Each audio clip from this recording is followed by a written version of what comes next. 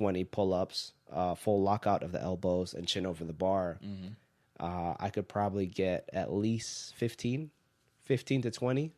But it was a lot harder for me to run that 3 miles under 28 minutes. Because you're carrying more weight. Right. So, so it's much easier to lose weight when you're really overweight, but it's very hard to maintain, a certain weight once you've lost that. Right. Because unless you keep that activity level. Right. Your activity level has to keep increasing. Okay. Right. It has to, because weight loss, what we see is like weight loss itself.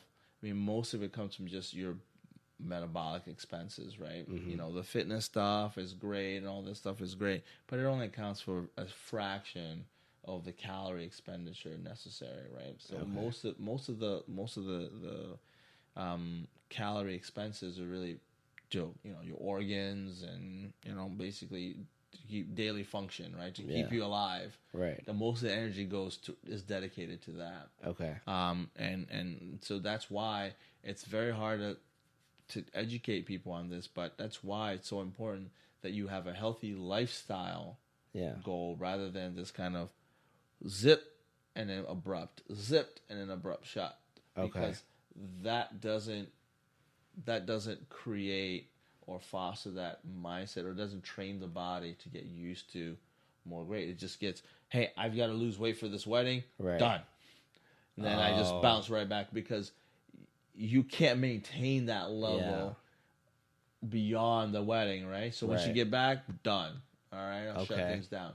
But if you are gradual and you kind of grade that process, you can maintain a certain lifestyle and certain fitness indefinitely, Do you ever get really big into like philosophy? Because one thing I like to say is like, I want to teach people delayed gratification is very good for the mentality. I don't go for philosophy. And I'm not too much into philosophy. I think sometimes my patients would argue that I talk a lot. Sometimes it can feel like I'm lecturing or philosophizing. But no, I think it's important that people are educated on these processes, right? And again, I wish obviously my wife is much smarter at this nutrition stuff and all that stuff. That's her wheel. This is way outside of my scope. But again, it just, the small tidbit that I've scratched the surface on has just been so informative. But it kind of makes sense with just about everything else in life too. Is that steady moderation and gradual progression. Is really, that's the key to just about everything, right? Just do it. You do it well, and you do it consistently. That's how you keep growing. Yeah. You don't want to, if you look at the difference between, a Prius and a Hellcat, a Hellcat, it's super fast, but that thing's going to need a lot of work. Okay. I think it's going to need a lot of work. Think about the power output, right? Like it's just, if you're going to gun it, you're going to need new tires really quickly. Oh, okay. You're going to need new parts really quickly. Yeah. Prius, it doesn't have that much of an acceleration, but it's a slow, gradual thing, so things don't wear out as fast. Interesting. Because I actually have the same analogy when it comes to weight loss, but I use it in terms of muscle. But I never saw it in the negative aspect, kind of in that.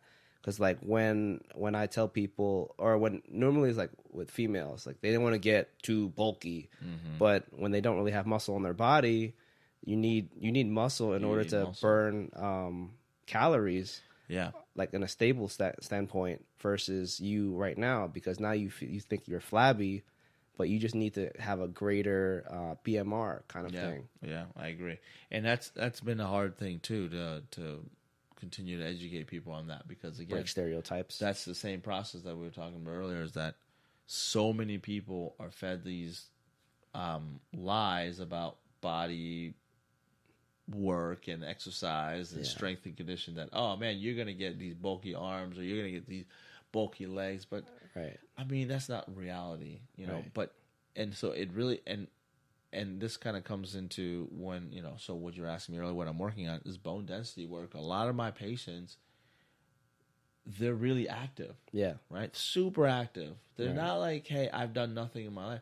They're really active, but their activities were not designed to produce the kind of load and stress. So if you're doing if you're a cyclist, if you're doing Pilates or yoga or whatever, if you're on the reformer, that is not enough stress to put on the bones to create I see the what you're changes saying. that you need, right? Okay. So you may have all the fitness in the world, Right.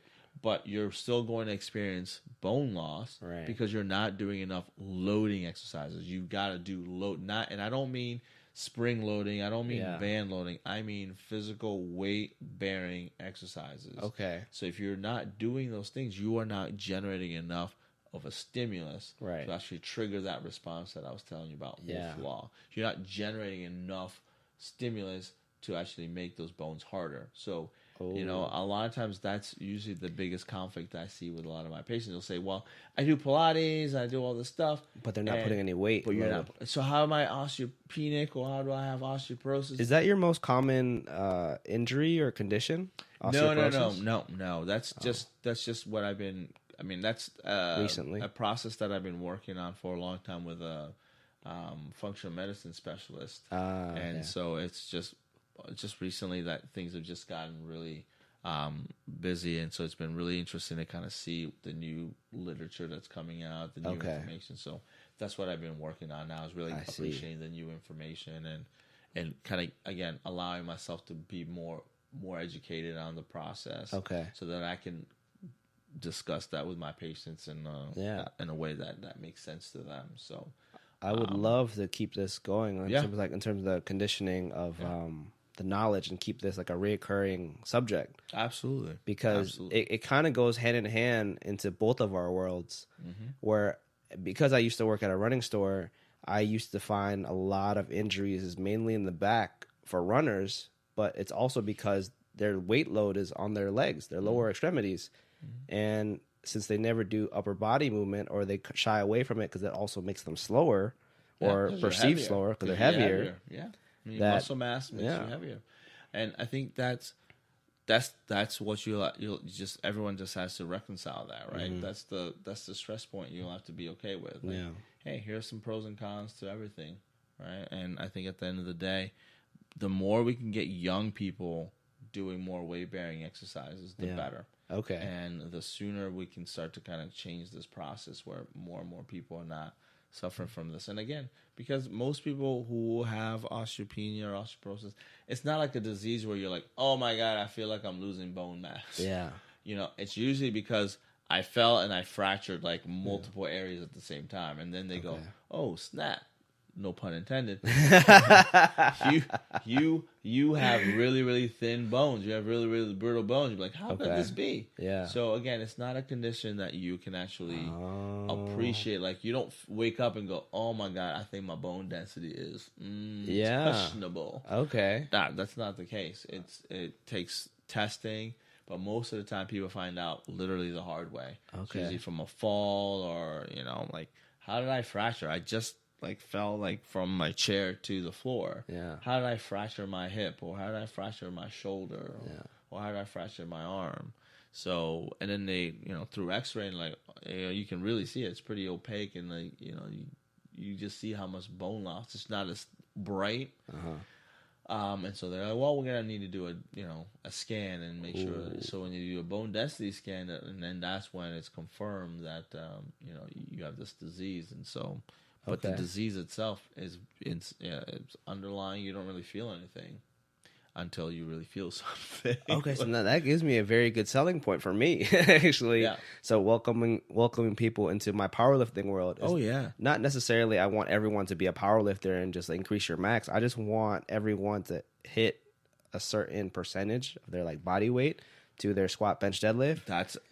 I encourage everybody. Bone density. Everybody needs to keep doing that. Okay. The more dense your bones are, the better. The less likely you are to have any of these weird fractures later. Yeah, better life longevity. Mm-hmm. Okay. Yeah. All right. Let me get into this question. I should You're like welcome. now. Another business idea. You're welcome. Well, no, it's building to that. I was building on that. We can do it together. One thing I'm truly interested about with everyone is more like personal psychology. And this is a question I ask everyone. I don't know if I asked you on this first time. It's like, who are the 5 close people that you associate with, and how are they affecting you currently? Me, myself, and I. No, just Dylon. Shout out Dave Chappelle.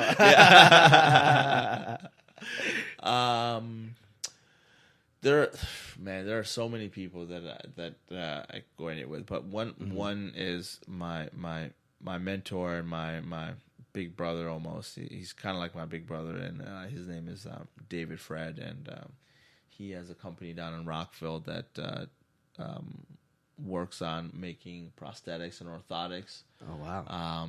And they work a lot with the military. Is it also like mechanical Yeah. prosthetics? Yep. Oh, Yep. okay. So they do a lot. They do a lot of that. But he's been like my big brother, my mentor. Okay. And he's kind of, if I have any issues, questions, if I'm struggling with anything, that's my go-to guy. So Okay.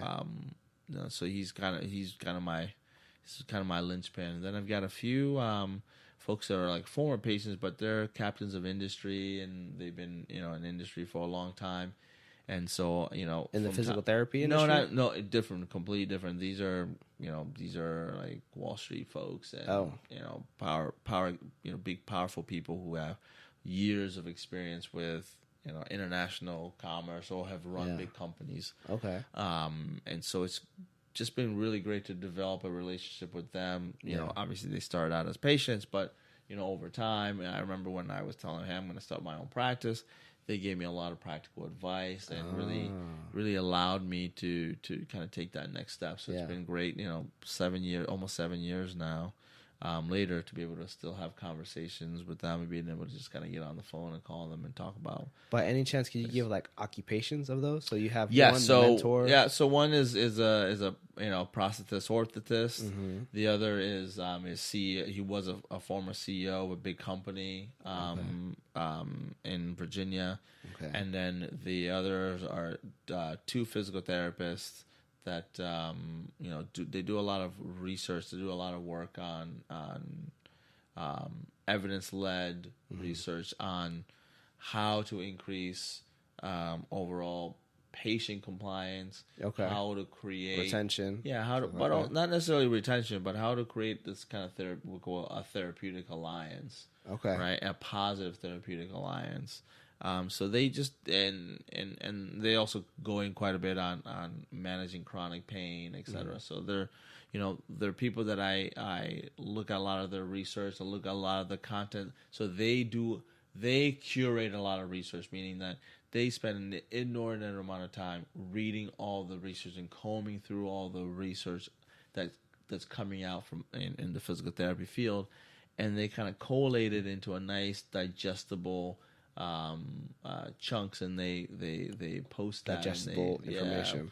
Yeah, so it's been really great to kind of see how closely my bias when it comes to performance and how close my bias aligns with theirs. Okay. So it's been great to kind of have that mindset and go, oh man, I'm heading in the right direction, and now I've got evidence that confirms that what we're doing is spot on. Confirms your thesis.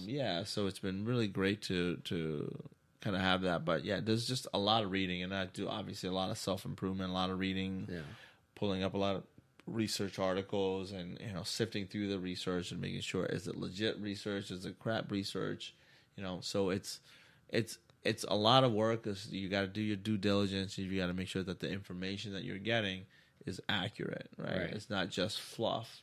And so learning how to read that stuff, sometimes you need other people's opinions, and so it's been great to be able to kind of send those out to a couple of my buddies out in California and just say, hey, guys, did you take a look at this? Does this look great? Yeah. Like, oh yeah, man, we're seeing all this. And so they're just researchers. All they do is research biomechanics. They research, how well people get